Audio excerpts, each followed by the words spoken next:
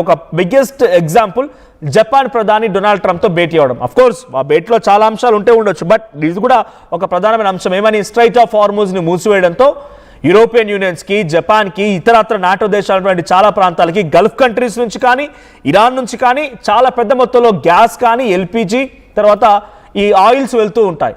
ఇప్పుడు straight of హార్మూజ్ని మూసేయడంతో వాళ్ళకి supply అవ్వట్లేదు. యూరోపియన్ యూనియన్స్ మొత్తం కూడా ఇప్పుడు అంధకారంలో ఉండిపోయి ఒక రకంగా అక్కడ 80% ఎలక్ట్రిసిటీకి షార్టేజ్ ఏర్పడుతుందట త్వరలో.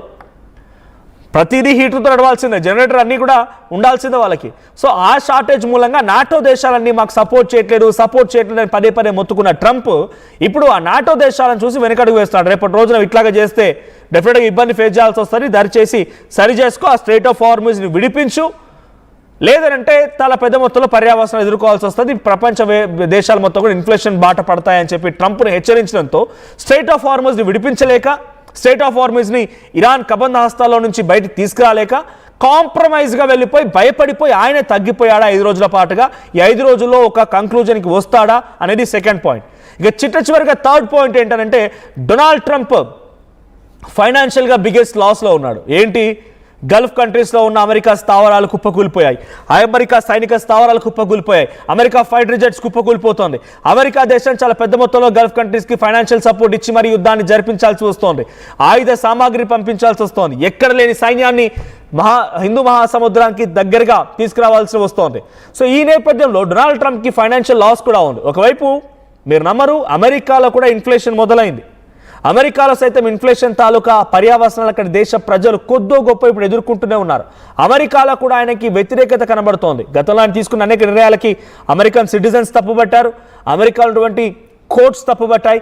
ఇప్పుడు అమెరికా కూడా ఒక రకంగా అనవసరమైనటువంటి ఫైనాన్షియల్ క్రైసిస్లోకి మనం నెట్టవేయబడుతున్నాం డొనాల్డ్ ట్రంప్ మూలంగా అని చెప్పి ఒక అంతర్యుద్ధం వచ్చే అవకాశం ఉంది, ఒక వాయిస్ రేజ్ అవుతోంది. కాబట్టి దాన్ని ఎదుర్కోవడానికి ట్రంప్ ఇష్టపడట్లేదు, కాబట్టి యుద్ధాన్ని తాత్కాలికంగా 5 రోజుల పాటుగా బ్రేక్ వేసి ఉండొచ్చు. సో అయితే తప్పుదో పట్టించడానికి నాటో దేశాలకు భయపడి, లేదంటే అమెరికాలో ఫైనాన్షియల్ లాస్ వస్తుంది, కాబట్టి ఈ 3 అంశాలు అయితే అయి ఉండొచ్చు. కానీ ఇక్కడ జరిగిందల్లా ఆయన ఫేక్ మాటలు ఏంటంటే చర్చ జరుగుతుందనేది మాత్రం ఫేక్. చర్చ జరగడం లేదు అని చాలా స్పష్టంగా ఇరానియన్ పార్లమెంటరీ స్పీకర్ చెప్పుకొచ్చారు.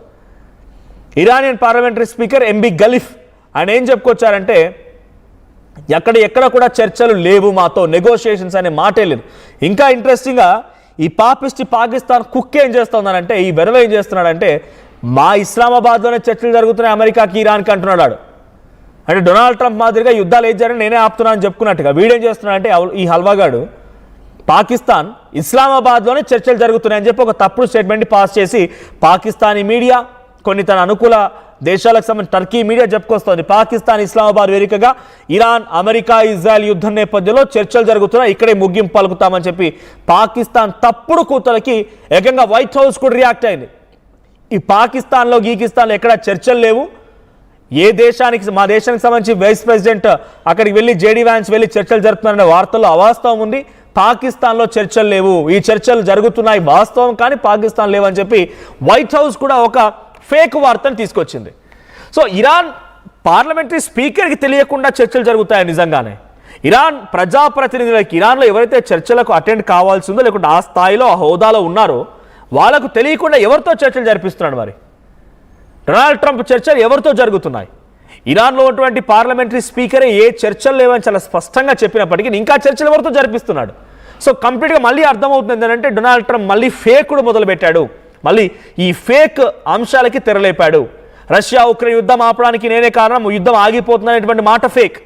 ఆపరేషన్ సింధూర్లో భారత్ పాకిస్తాన్ మరి యుద్ధాన్ని ఆపింది నేనే అని చెప్పడం కూడా ఫేకే. దానికి చాలా పర్ఫెక్ట్ ఎగ్జాంపుల్ భారతే కాదు, పాకిస్తాన్ నుంచి అక్కడి ఉప ప్రధాని లేకపోతే రైల్వే శాఖ మంత్రిగా ఉన్నటువంటి ఇషాక్ దార్ కూడా ఒక స్టేట్మెంట్ ఇచ్చాడు, ఈ యుద్ధంలో ఎవరి ప్రమేయం లేదు, భారతే మేము రిక్వెస్ట్ చేస్తే యుద్ధాన్ని ఆపేసిందనే మాటని పాకిస్తానుడే చెప్పుకొచ్చాడు. పాకిస్తానుడే చెప్పాడంటే డొనాల్డ్ ట్రంప్ ఎంత ఫేక్ అర్థం చేసుకోండి. ఇకపోతే ఇరాన్ ఇజ్రాయెల్ యుద్ధంలో గతంలో ఆపింది అని చెప్పిన మాట ఆయన, మళ్ళీ యుద్ధాన్ని మొదలుపెట్టింది ఆయన. సో ప్రతి సందర్భంలో కూడా ఎక్కడైతే పేరు వస్తుందో ఆ పేరు వెళ్ళే దగ్గరికి వెళ్ళి గుడ్ విల్ మాత్రం క్యాప్చర్ చేస్తున్నాడు, తప్పును మాత్రం తన వైపు నుంచి రావడం కూడా అడ్డుకుంటున్నాడు డొనాల్డ్ ట్రంప్. ఇప్పుడు మళ్ళీ అరే ఫేక్ తెరలేపాడు. డొనాల్డ్ ట్రంప్ చర్చలు జరుగుతున్నాయనేటువంటి మాటలో ఎటువంటి వాస్తవం లేదు. ఆ ట్వీట్కి రిప్లై కౌంటరే దీనికి నిదర్శనం. సో డొనాల్డ్ ట్రంప్ మళ్ళీ ఫేక్ మాటల్ని మాట్లాడుతుండడానికి ఇక్కడ ఇరానియన్ స్పీకర్ చేసిన ట్వీటే ఒక నిదర్శనంగా చూడాలి. నెతన్యాహుకి ఇరాన్కి మధ్య చెడిందనడానికి నెతన్యాహు స్టేట్మెంట్ చూస్తే అర్థమవుతోంది. డొనాల్డ్ ట్రంప్ ఏమో 5 రోజుల పాటుగా యుద్ధాన్ని నిలిపివేస్తున్నట్టుగా ఆయన ప్రకటిస్తే, నెతన్యాహు మాత్రం ఎట్టి పరిస్థితుల్లో యుద్ధం ఆగేదే లేదు అన్నట్టుగా మాటలు మాట్లాడుతూ ఆయన ఒక వీడియోను కూడా రిలీజ్ చేశాడు. సో ప్రజెంట్ డొనాల్డ్ ట్రంప్ యొక్క వైఖరి చాలా స్పష్టంగా నెతన్యాహు కూడా బట్టబయలు చేశాడు. అసలు యుద్ధం మధ్యలో ఎక్కడ కూడా ఆగే ప్రసక్తే లేదు, యుద్ధం కొనసాగుతుంది అనేది నెతన్యాహు ట్వీట్ చేస్తే, అసలు యుద్ధం ట్రంప్ ఈ రకంగా మధ్యలోనే ఆయన విత్డ్రా చేసుకుంటాడు, హ్యాండ్ ఇస్తాడని ఇజ్రాయెల్ ఎక్కడ భావించి ఉండకపోవచ్చు. ఒకవేళ కనుక నిజంగానే నెతన్యాహుకి ట్రంప్కి మధ్య చెడి ఉంటే, ట్రంప్ కనుక తన సపోర్ట్ని విత్డ్రా చేసుకుంటే, ఇజ్రాయెల్ కూడా చాలా తీవ్రమైన పర్యావసనం ఎదుర్కోక తప్పదు.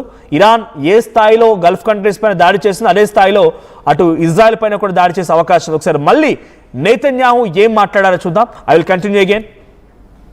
גם באיראן וגם בלבנון אנחנו קודשים את תוכנית הטילים ותוכנית הגרעין עד דק וממשיכים לפגוע קשות בחיזבאללה. רק לפני ימים אחדים חיסלנו עוד 2 מדעני גרעין והיד עוד נטויה. אנחנו נשמור על האינטרסים החיוניים שלנו בכל מצב. מוקדם יותר היום שוחחתי עם ידידנו הנשיא טראמפ. הנשיא טראמפ מאמין שיש סיכוי למנף את ההישגים הכבירים של צה"ל וצבא ארצות הברית כדי לממש את יעדי המלחמה בהסכם, הסכם שישמור על האינטרסים החיוניים שלנו. במקביל, אנחנו ממשיכים לתקוף גם באיראן וגם בלבנון. אנחנו קודשים את תוכנית הטילים ותוכנית הגרעין עד דק וממשיכים לפגוע קשות בחיזבאללה. רק לפני ימים אחדים חיסלנו అమెరికా యుద్ధంలో ఇప్పుడు కనుక అమెరికా డొనాల్డ్ ట్రంప్ మాటలు ఫేక్ అనేది చాలా స్పష్టంగా ఇరాన్ స్పీకర్ తన ట్వీట్లో వ్యక్తపరిచాడు. కానీ ఇక్కడ నెక్స్ట్ ట్విస్ట్ ఏంటంటే, నెతన్యాహుకి అమెరికా అధ్యక్షుడు డొనాల్డ్ ట్రంప్ మరి చెడితే కనుక అది చాలా స్పష్టంగా నెతన్యాహు మాటలు అర్థమవుతోంది. ఆ భాష మనకు అర్థం అవ్వకపోవచ్చు, బట్ దాంట్లో ఉన్నటువంటి పాయింట్ ఏంటంటే, లెబనాన్ సిరియాల పైన దాడి చేస్తూనే ఉన్నాం, ఇరాన్ కూడా మా పైన రిటిలియేట్ అవుతోంది, ఇరాన్ పైన కూడా మేము వదిలిపెట్టాం ఎట్టి పరిస్థితుల్లో కూడా, మాపై ఇంకొకసారి ఎప్పుడు కూడా మా వైపు చూడాలన్నా కూడా భయపడే విధంగా చేస్తామనేది వాళ్ళు చెప్తున్నమాట. ఆపరేషన్ లయన్ అనేది వాళ్ళు పెట్టుకున్నారు. సో అది కొనసాగుతుంది అనే రకంగా నెతన్యాహు చెప్తున్నారు. కానీ డొనాల్డ్ ట్రంప్ మాత్రం 5 రోజుల పాటుగా తాత్కాలికంగా యుద్ధాన్ని నిలిపివేస్తున్నట్టుగా ప్రకటించుకొచ్చాడు. సో ఇద్దరి మధ్య సమన్వయం లోపించడానికి ఇది ఒక బెస్ట్ ఎగ్జాంపుల్. నేను ఆగిపోయిందంటే ఆయన కొనసాగుతుంది అని అంటున్నాడు. ఇఫ్ ఎట్ ఆల్ నిజమే అయితే కనుక, ఆ యుద్ధం కనుక తాత్కాలికంగా నిలిపివేయడం, నెతన్యాహు కొనసాగుతుందని చెప్పడం, ఆ సమర్థలు అంతర్గత యుద్ధం నిజమే అయితే కనుక, ఇటు ఇరాన్ చాలా పెద్ద మొత్తంలో ఇజ్రాయెల్ టార్గెట్ చేసి పెట్టుకుంది. అన్నిటికీ కారణం ఇజ్రాయెలే కాబట్టి ఇజ్రాయెల్ని ఢీ కొట్టడంలో ఇరాన్ కొంత మరింతగా యాక్టివ్ అయ్యే అవకాశం ఉంది. వాళ్ళకున్న మిసైల్స్ని, వాళ్ళకున్నటువంటి డర్టీ బాంబ్స్ అన్నిటిని ప్రయోగించి ఇజ్రాయెల్ని దెబ్బతీసే అవకాశం ఉంటుంది అనేది మాత్రం చాలా స్పష్టంగా అర్థమవుతోంది. ఏదేమైనా పూటకో మాట తనకు తోచినట్టుగా ఇష్టానుసారంగా మాట్లాడే ట్రంప్ చర్యల మూలంగా ఇజ్రాయెల్ ఇబ్బంది ఎదుర్కోబోతోందా? ఇజ్రాయెల్లో మరికొంత విధ్వంసం చవిచూడబోతోందా? ఆ తర్వాత ఇరాన్కి ఇక ఇది సేఫ్ సైడ్ అనే భావించాలి, అంటే ఇరాన్ పైన మరో కొత్త ఎత్తుగడ వ్యూహంతో డొనాల్డ్ ట్రంప్ వచ్చే అవకాశం ఉందా? ఏం జరుగుతుందో చూడాలి. సో మొత్తంగా ఒకవేళ కనుక నిజంగానే ఈ విత్డ్రా కనుక అయి ఉంటే, యుద్ధంలో నుంచి డొనాల్డ్ ట్రంప్ కనుక విత్డ్రా అయి ఉంటే కనుక, ఈ యుద్ధంలో నిజానికి గెలిచింది ఎవరని మీరు అనుకుంటున్నారు? ఇరానా, అమెరికానా? మీ అభిప్రాయం ఏంటో కామెంట్ చేయండి.